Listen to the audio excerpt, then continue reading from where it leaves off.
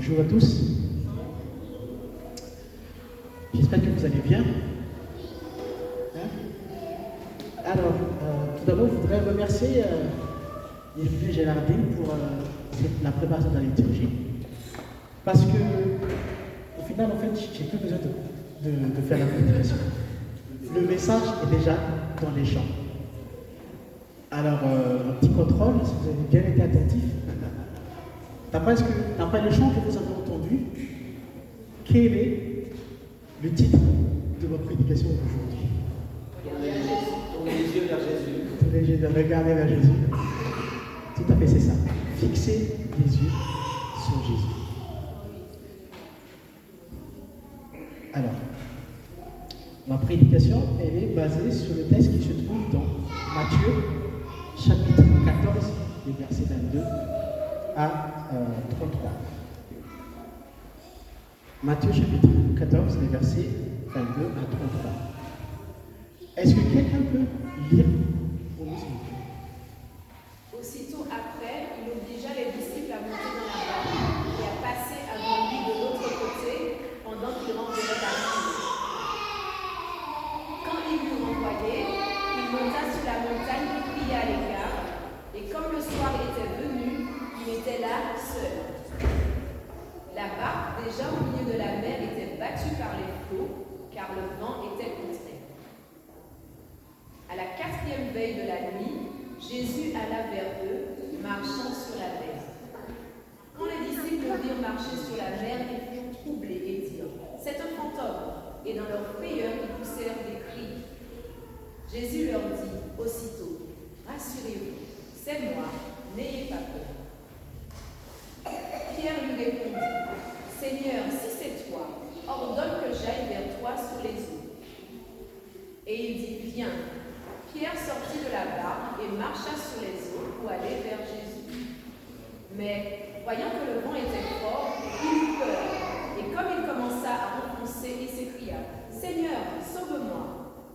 Aussitôt Jésus étendit la main, le saisit et lui dit « Homme de peu de foi, pourquoi as-tu douté ?» Et ils montèrent dans la barque, et le vent cessa. Ceux qui étaient dans la barque vinrent se prosterner devant Jésus et dirent « Tu es véritablement le Fils de Dieu. » Après avoir traversé la mer, ils vinrent dans le pays de Génézareth. Merci beaucoup. C'est un texte que nous connaissons par cœur. Pour résumer, chaque fois on va dire Jésus a marché sur l'eau. Homme de peu de foi. Ça, c'est ce qu'on retient du texte. Mais cette semaine, j'ai regardé attentivement le texte et j'ai trouvé quelques choses d'autres qui sont très intéressantes dans le texte. Des choses qui sont très subtiles. Et ça, c'est ce que j'aimerais partager avec vous. Alors, commençons par le début du texte. Matthieu, verset 14, les versets 22 à 24. Matthieu 14, verset 22 à 24. Alors, pour situer l'histoire, ces événements-là se déroulent juste après le miracle de Jésus-Christ sur la multiplication des pains et des poissons. Donc, après cela, Jésus a demandé aux apôtres de les devancer et que lui va renvoyer la foule à Jésus. Aussitôt après, il obligea les disciples à monter dans la barque et à passer avant lui de l'autre côté pendant qu'il renverrait la foule. Quand il l'eut renvoyé, il monta sur la montagne pour prier à l'écart, et comme le soir était venu, il était là seul. La barque, déjà au milieu de la mer, était battue par les flots, car le vent était contraire. Ce qui se passe, c'est que Jésus ordonna les disciples de passer devant lui, monter sur la barque et pour aller de l'autre côté. C'est Jésus qui le dit. Jésus dit, je viendrai derrière, mais passez devant. Ensuite, en plein milieu de la mer, la barque était frappée par les vagues. Les vents étaient contraires à la barque.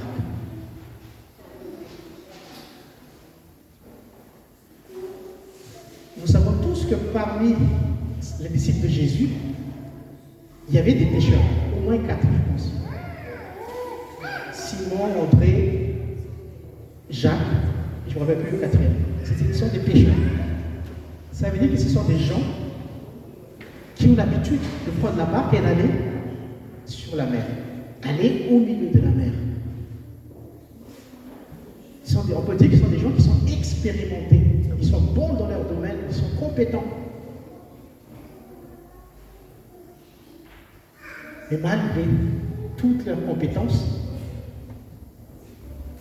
ils étaient confrontés à une difficulté dans leur propre domaine sur la mer.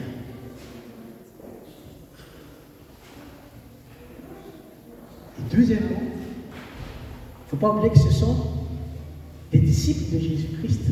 Ce sont des gens qui vivent jour et nuit avec Jésus-Christ, qui côtoient Jésus tous les jours, qui connaissent mieux que quiconque Jésus. Et malgré tout ça, ils sont confrontés à des vagues, du vent contraire sur la barque. Tout cela nous rappelle que nous aussi, en tant que chrétiens, lorsque nous allons voyager pour aller de l'autre côté, ça veut dire notre voyage, notre séjour ici sur terre, en attendant le retour de Jésus-Christ, nous allons être confrontés à des difficultés. Que ce soit dans notre milieu professionnel, nous aurons des problèmes comme Pierre, Simon, André, ils étaient des pécheurs. Mais ils étaient quand même confrontés à ces problèmes. Au point même que quand Jésus-Christ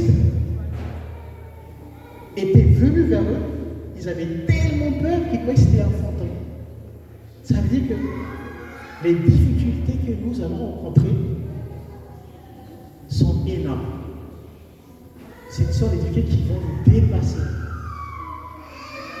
Que nous soyons des pieux, que nous soyons des chrétiens, et ça n'empêche pas que les obstacles et les difficultés vont venir vers nous.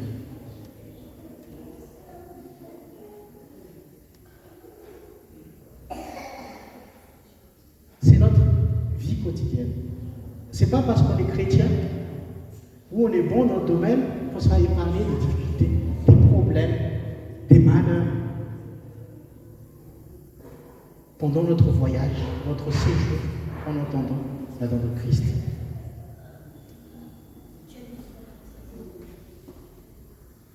Je ne sais pas si vous vous rendez compte. Les disciples, ils ont eu peur, ils ont crié, tellement ils ont peur, ils ont dit, mais c'est un fantôme, on voit Jésus-Christ, quelqu'un qui voit tout le temps.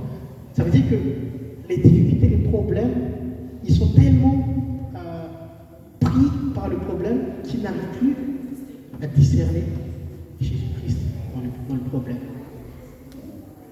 Et ça peut nous arriver aussi. Peut-être quelqu'un parmi vous, aujourd'hui, sont confrontés à des problèmes majeurs, ont des problèmes, des difficultés de nature différente. Sachez que c'est normal.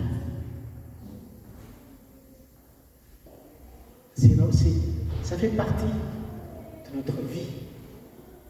C'est normal. Mais vous allez me dire, oui, mais ça ne va pas nous encourager, ça ne va pas nous enlever le problème. Je suis d'accord avec vous. Mais déjà, le fait de savoir que c'est quelque chose de normal, c'est un bon début. Parce que vous n'êtes pas le seul et vous ne serez pas le dernier, vous ne serez pas le premier. C'est déjà arrivé depuis les apôtres, les disciples.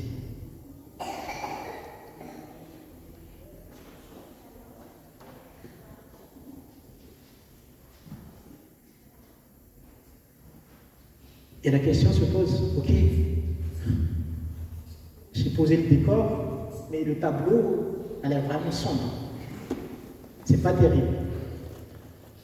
Et vous vous posez la question, est-ce que c'est foutu alors? Est-ce que c'est une situation irrémédiable alors? C'est ça la vie d'un chrétien alors? Le vent contraire à notre vent, ça dit que j'ai l'impression que le texte a une volonté de dire que tout est contre nous. Le monde entier est contre nous. Tout ce que vous faites, en fait, vous avez l'impression que ça ne marche pas. À chaque fois, on est confronté à un mur. Le vent est contre, puisque une barque, on va dire, avance très bien quand le vent est dans le même sens de la direction de la barque.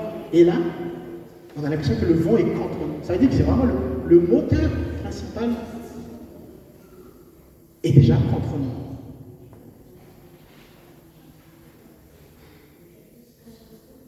Le moteur est contre nous. Est-ce qu'on est foutu? Non. Parce que rappelons-nous, dès le départ, le verset 22 dit, Jésus ordonna les disciples d'aller avant lui. Ça sous-entend que Jésus va poursuivre derrière.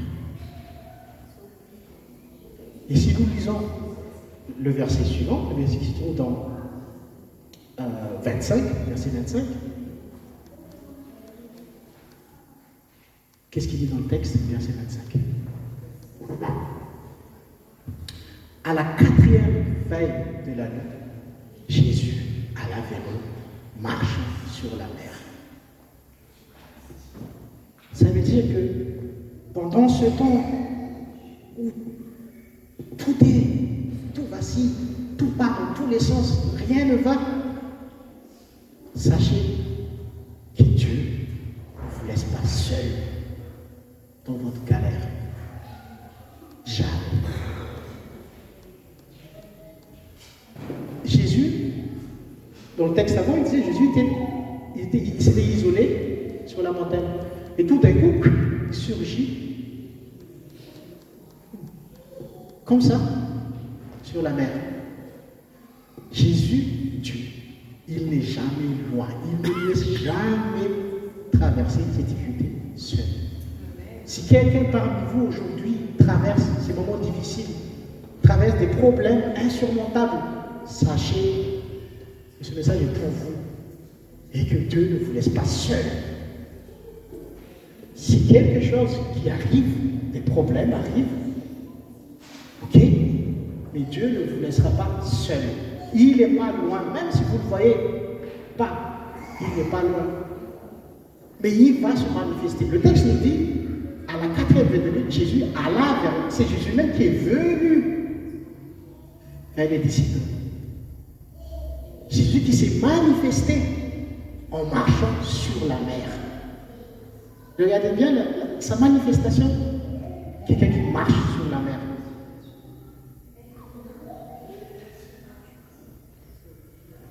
Donc souvenez-vous de cela.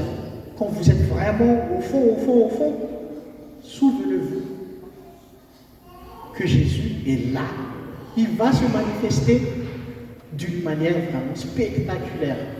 Soyez attentifs et vous allez sentir sa présence. Il ne vous laissera pas seul dans la barque. Il a promis, c'est lui qui nous a envoyés, c'est lui qui a dit, je vais partir, préparer une place et je vais revenir.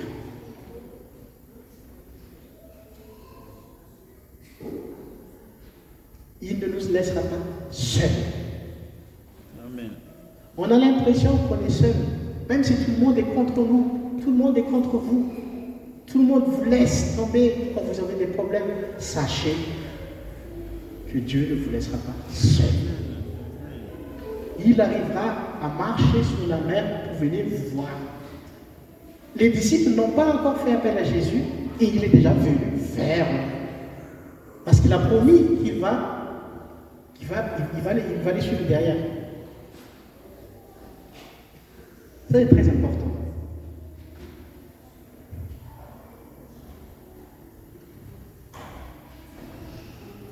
Mais malgré tout ça, qu'est-ce qui s'est passé? Jésus est venu vers eux. Si on continue la lecture, comment les disciples ont réagi? Quand les disciples le virent marcher sur la mer, ils furent troublés et dirent, c'est un fantôme. Et dans leur frayeur, ils poussaient avec cri. J'ai déjà dit tout à l'heure, tellement ils sont au fond, submergés, merci, servez Jésus. Si jamais ça vous arrive, ne vous inquiétez pas, parce que la suite est très intéressante. Si on lit le verset 27, que Jésus leur dit aussitôt, qu'est-ce qu'il dit? Merci, rassurez-vous, c'est moi, n'ayez pas peur. Non seulement Dieu est là, il va se manifester pour vous, mais il sait que vous avez peur, il sait que vous avez des problèmes, il en est conscient, il sait ce que vous êtes en train de subir, il sait que vous souffrez, il sait tout ça. Et qu'est-ce qu'il dit? Rassure-toi, je suis là. Maintenant je suis là, tout va bien aller. Parmi vous, si parmi vous il y a quelqu'un qui n'est pas rassuré, qui a peur parce qu'il traverse des problèmes, des difficultés insurmontables, rassure-toi, Dieu est là, il te dit, t'inquiète, tout va bien se passer. N'ayez pas peur. C'est magnifique, c'est un Dieu qui rassure, parce qu'il sait qu'on a peur.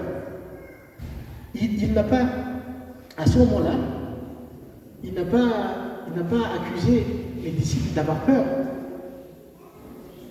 Il ne les a pas reprochés. Au contraire, il les a rassurés. C'est normal, c'est tout à fait normal. Si vous me voyez que vous voyez comme un fantôme, il n'y a pas de souci, je suis là pour t'aider. Soyez rassurés. Vous n'êtes pas seul, Dieu est là, soyez rassurés.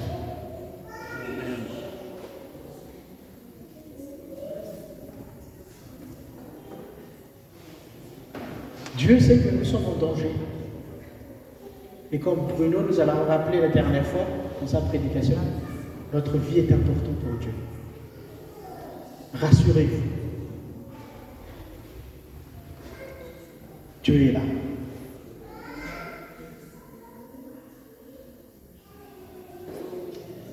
Alors, une fois que les disciples sont rassurés, Pierre dit, Seigneur, si c'est toi, ordonne que j'aille vers toi sur les eaux. Donc, il y a beaucoup de choses dans ce que Pierre est en train de dire en fait. Si c'était toi, ordonne que j'aille vers toi sur les eaux. Ça veut dire que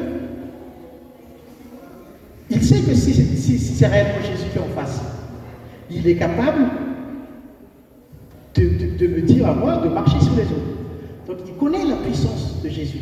Il le sait. Il le sait. Et en plus, sa demande, la forme de l'eau, c'est une forme de... C'est un test, mais c'est aussi une demande pour dire attire-moi vers toi. Et c'est le réflexe qu'on a d'habitude lorsqu'on est dans des problèmes, dans des difficultés. On se rappelle que, ok, je suis chrétien, j'ai un Dieu qui m'aime, j'ai un Dieu qui est fort. Ça, on le sait. D'après notre éducation, d'après notre culture, d'après nos expériences, on sait qu'on a un Dieu qui nous aime et qui peut nous sortir de cette situation. Ça, on le sait. C'est ce que je vais appeler le savoir, la connaissance. Ça, on le sait. Et c'est pour ça que tout de suite, on va prier. On se rappelle qu'on a un Dieu qui est là, qui nous rassure, et on peut compter sur lui et on va prier. Donc, Pierre demande à Jésus-Christ, quelque part, de lui sortir de là, parce que attire-moi vers toi. Parce qu'il sait que quand il sera près de Jésus, il sera en sécurité. Il le sait. Et nous aussi, on a cette, je vais appeler ça un réflexe de prier. Parce que, je pense, en tout cas pour moi, c'est ancré en moi, de par mon éducation, de l'école que j'ai eue, l'école de sabbat que j'ai eue depuis que je suis enfant, d'après mes expériences, d'après ce que mes parents me disaient, d'après tout le monde disait que prier, c'est bien. Et on le fait. C'est normal, c'est parfait.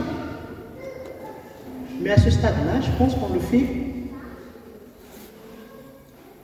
connaissance par savoir, par le savoir. Et donc Jésus a répondu, ok, le plus important c'est que tu sais que je peux être sauvé, viens. Ok. On continue le texte. Il dit, il dit, viens. Pierre sortit de la barque et marcha sur les eaux pour aller vers Jésus. Donc là, il a obéi. Hein?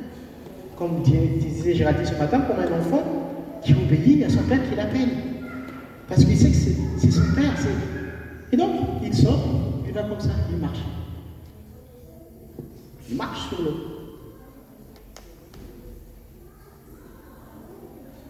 Ok?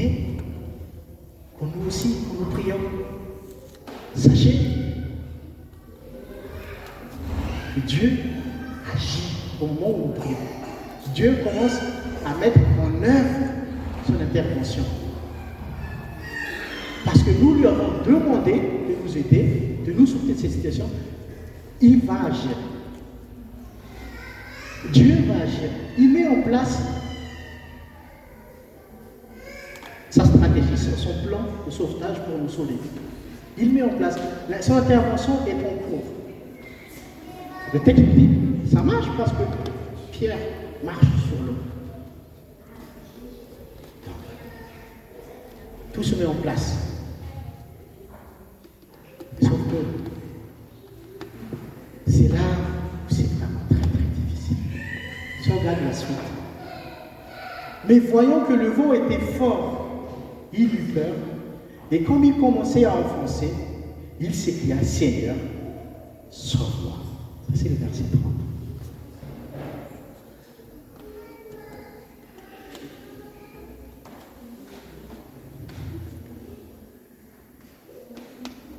Sachez que quand Dieu agit, quand il intervient, quand son intervention est en cours,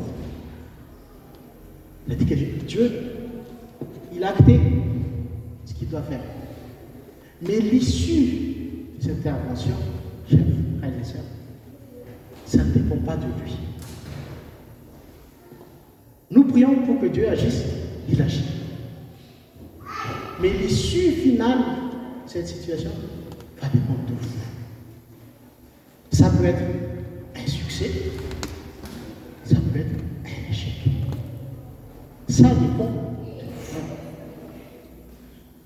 Parce que souvent, quand nous prions, on observe autour de nous. Qu'est-ce qu'on observe? Soit la situation ne s'améliore pas, soit la situation s'aggrave, soit ça empire. C'est ce que nous observons. Souvent, ça se passe comme ça quand nous prions.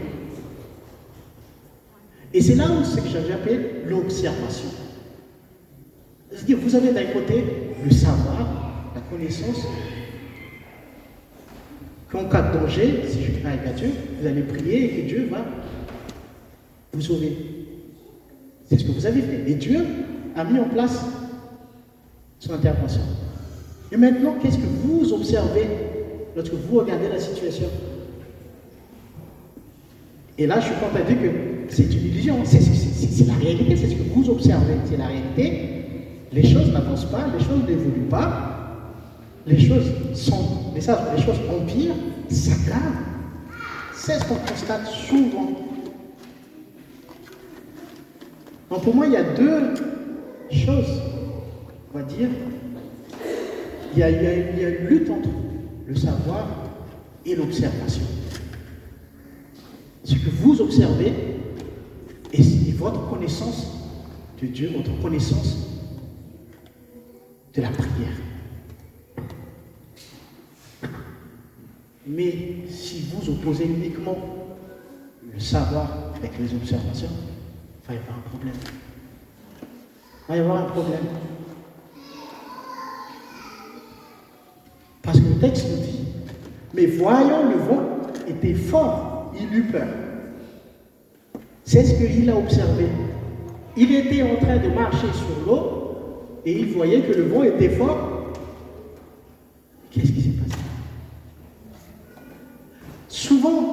ce que nous observons,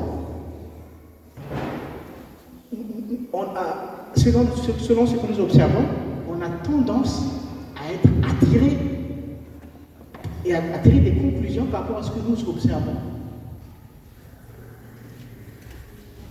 Et c'est tout à fait normal, c'est tout à fait humain, parce que c'est notre organe de sens, c'est la vue, le toucher, l'aura, l'ouïe, le goût.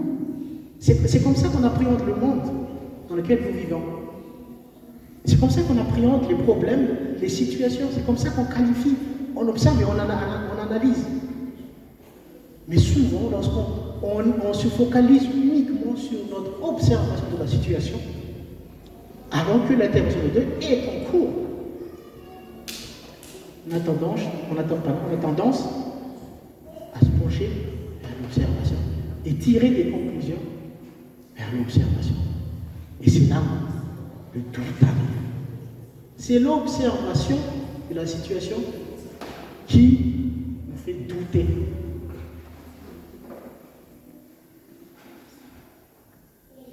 Et c'est tout à fait normal.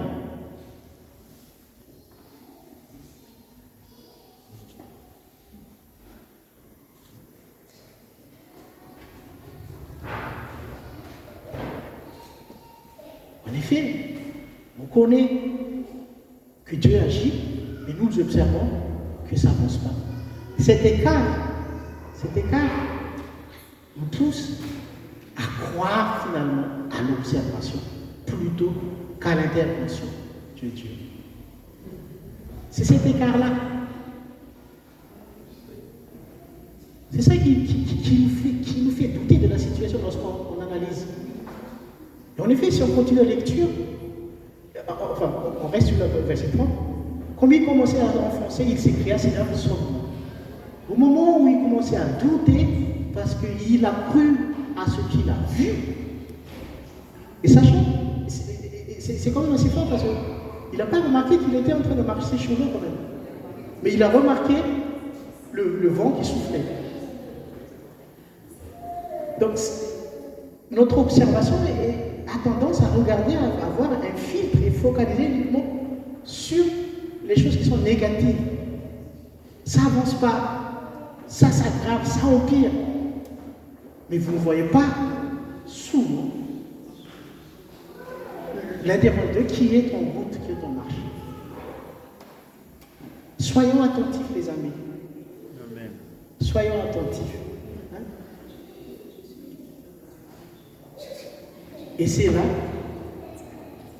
à cause de ça, que Pierre s'enfonça.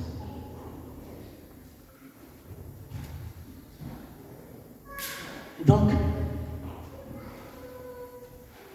moi je dirais savoir versus observation. J'ai l'impression que c'est toujours l'observation qui l'emporte.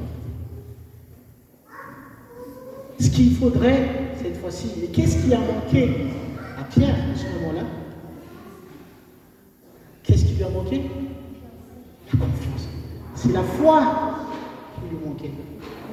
Et c'est pour ça que je sépare le savoir avec la foi. Le savoir, c'est quelque chose qui est automatique en vous. C'est parce que c'est ce qui est ancré en vous. C'est ce qui fait de vous actuellement, en tant que chrétien. Vous connaissez votre Dieu. Mais la foi, c'est un sur plus parce que c'est là où, c'est ça qui va faire la différence, qui va réduire l'écart, mais dans l'autre sens, dans l'autre signe. Parce que, qu'est-ce que Jésus a dit? C'est pas moi qui le dis, c'est le texte. Parce que si on continue le texte, qu'est-ce que le texte dit? Aussitôt Jésus étendu la main, le saisit et lui dit, homme de peu de foi. Homme de peu de foi. Pourquoi as-tu douté? J'ai fait exprès d'utiliser le même mot qui était dans le texte. C'est-à-dire qu'à partir du moment où Pierre était attiré par le vent, il a douté et du coup, il n'a pas eu la foi qu'il a. Homme de peu de foi. Chers frères et sœurs, si vous traversez des moments difficiles, ça faisait un moment que vous priez, que vous voyez que ça n'avance pas, ça s'aggrave, ça empire. Arrêtez de vous focaliser sur ça. Ignorez-les. Je n'ai pas dit que ce n'était pas réel. C'est réel. Il n'y a pas d'illusion. Mais plutôt que de se concentrer sur ça, il faut les ignorer. Il faut avoir la foi, parce qu'au final, c'est ça la foi. C'est ça la foi finalement. C'est de savoir ignorer notre observation, qui est la réalité. Et c'est ça la foi dit, ok, mais ça ne va pas finir comme ça. Parce que si vous croyez à l'observation qui est réelle, ben la finalité des choses sera cette observation-là. Tout s'arrêtera là. Mais si vous avez la foi en Jésus-Christ, ne vous inquiétez pas, Dieu trouvera toujours des moyens pour changer la donne et pour donner une autre nature de la situation en votre faveur. Ça, il sait le faire. Et c'est ça la foi. C'est dépasser notre observation, notre analyse de la situation et de les ignorer en disant j'ai pris Dieu, j'ai Dieu qui m'aime et qui va intervenir. Même si je vois tout cela, je sais que ça ne va pas finir comme ça. Ça, c'est la foi. Je suis content de vous dire que ces gens n'existent pas, que la réalité n'est pas là. Ce n'est pas une illusion. Tout est là, tout est réel. C'est la foi de Dieu qui va changer la donne. Voilà. C'est ça la foi. Et c'est ça qui a tout changé. À votre avis, qu'est-ce que Pierre aurait dû faire pour éviter de s'offenser?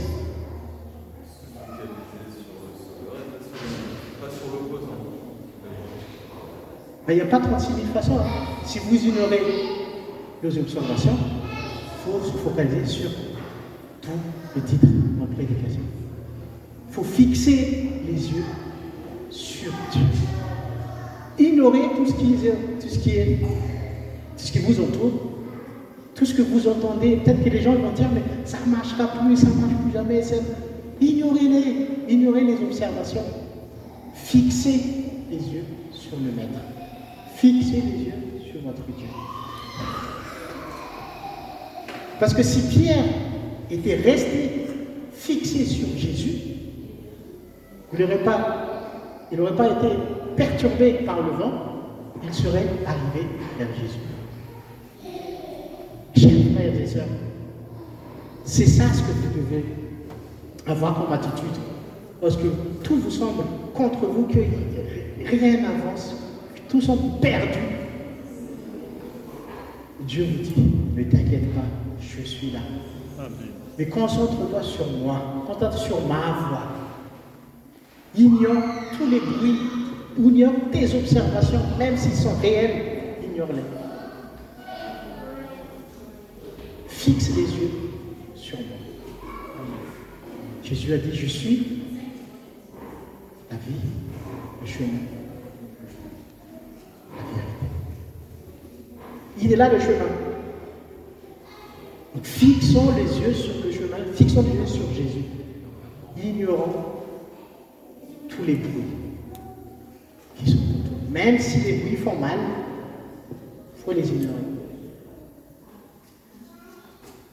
Ça veut dire que, mais il faut le mettre en pratique. Si ça fait des années, ça fait longtemps que vous priez, que vous subissez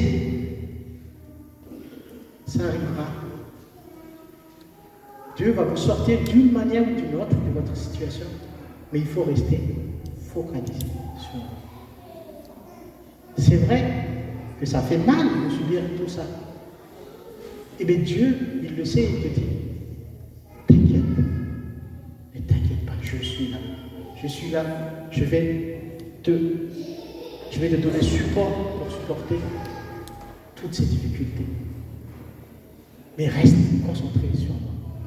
C'est ça ce que Dieu demande. Et c'est cette foi qui a manqué à Pierre.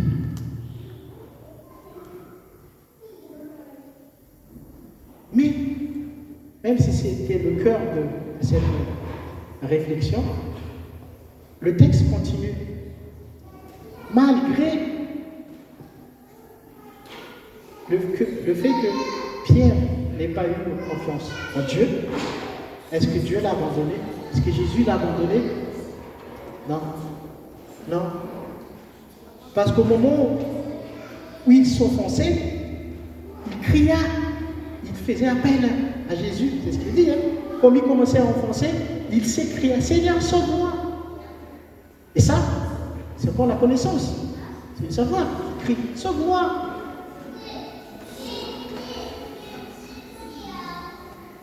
Mais c'est ce qui est magnifique avec notre Dieu. Parce qu'il ne nous laisse pas tomber. À partir du moment où on l'appelle, il va venir. Il va venir. Il va venir à partir du moment. Son téléphone n'est jamais occupé. Il répond tout le temps, ça ne sonne pas 10 000 fois. Dès que ça sonne, il répond même, décroche même avant que ça sonne.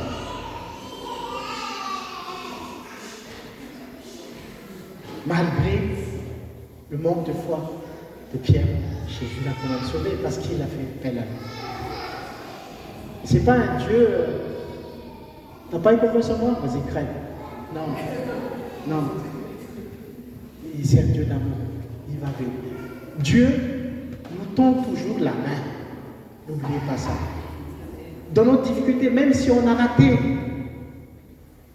une opportunité, même si on a raté notre chance, Dieu il va multiplier les chances derrière.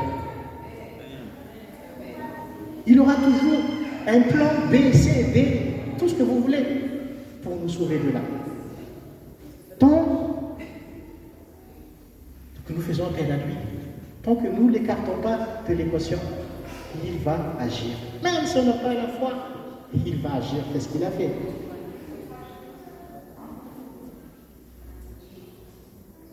Malgré nos défauts, malgré notre manque de foi, quand nous sommes en difficulté, Dieu est toujours prêt à nous sauver lorsque nous l'avons. Il ne faut pas oublier.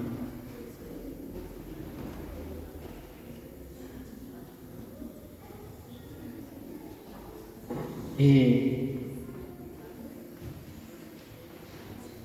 le texte nous dit, si on continue la suite, si on lit la suite, verset 32. Est-ce que tu peux mettre le verset 32, s'il te plaît? Et ils montèrent dans la barque et le vent cessa. Dieu a tendu la main à Pierre. Pierre l'a saisi. Dieu l'a remonté à la surface de la mer. Et les deux montèrent dans la barque. Non seulement Dieu nous tend la main, mais lorsqu'on fait pareil, il nous sauve et il rentre dans la barque avec nous. C'est-à-dire que Dieu, il rentre dans notre vie. Il entre dans notre vie et le vent, tous les soucis ont disparu. Il va faire le ménage. Oui, à partir du moment où Dieu rentre dans notre vie, il va y avoir du ménage. Et le vent cesse. Le vent contraire qui était là, qui nous embêtait, disparaîtra.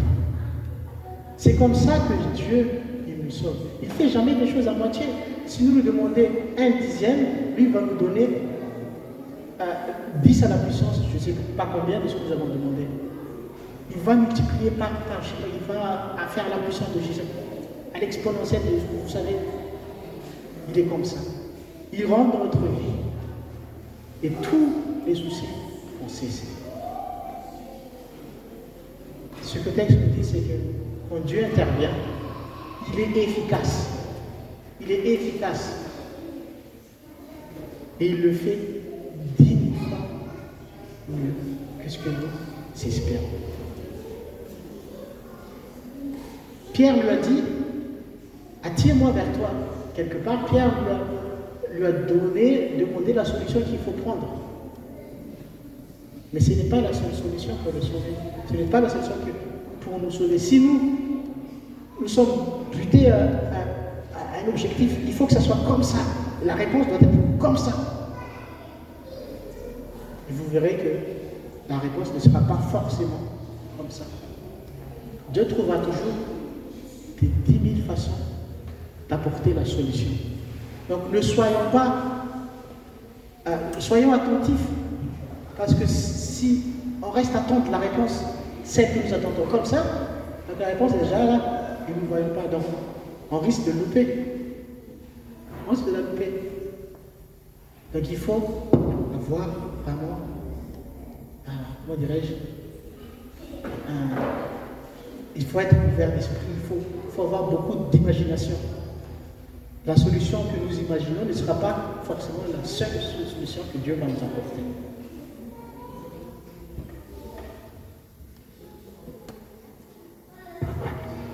Et enfin, le dernier verset, verset 33. Ceux qui étaient dans la barque virent se prosterner devant Jésus et dire, tu es véritablement le Fils de Dieu. Rappelez-vous, chers frères et sœurs, si en ce moment vous êtes dans la galère, vous êtes dans les problèmes insurmontables, rappelez-vous que c'est à travers ce problème que la gloire de Dieu va se manifester. Et quand Dieu vous aura sorti de cette situation, vous allez lui dire, vous allez lui rendre gloire et dire, c'est vraiment toi, mon Dieu. Vous allez vous prosterner devant lui. Rappelez-vous de cela.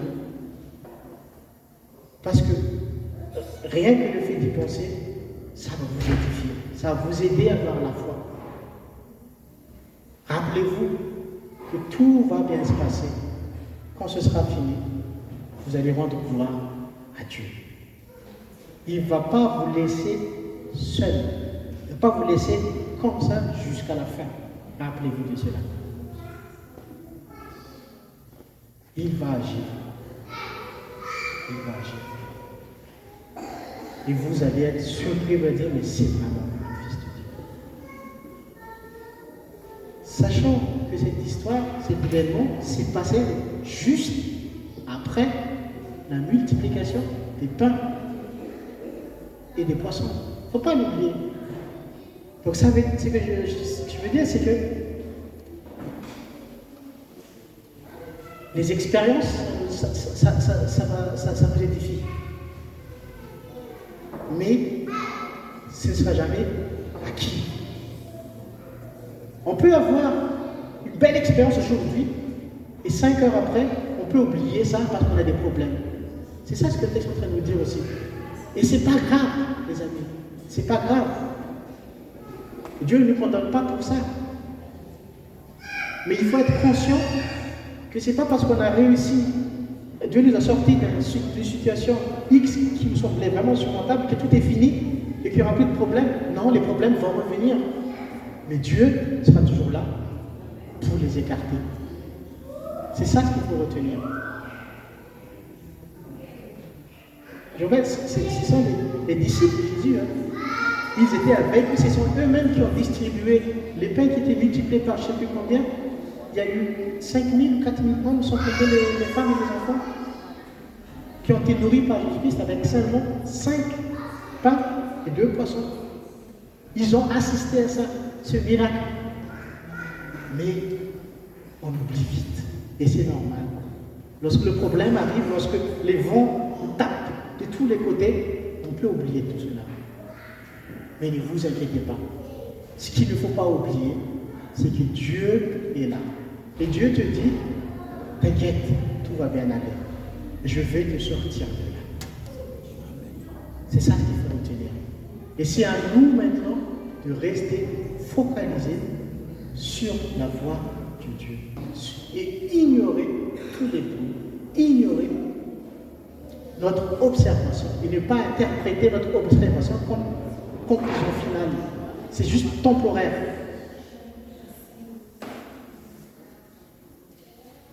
Alors, si quelqu'un parmi nous aujourd'hui est dans de telles situations, n'oubliez pas ce que je viens de vous dire.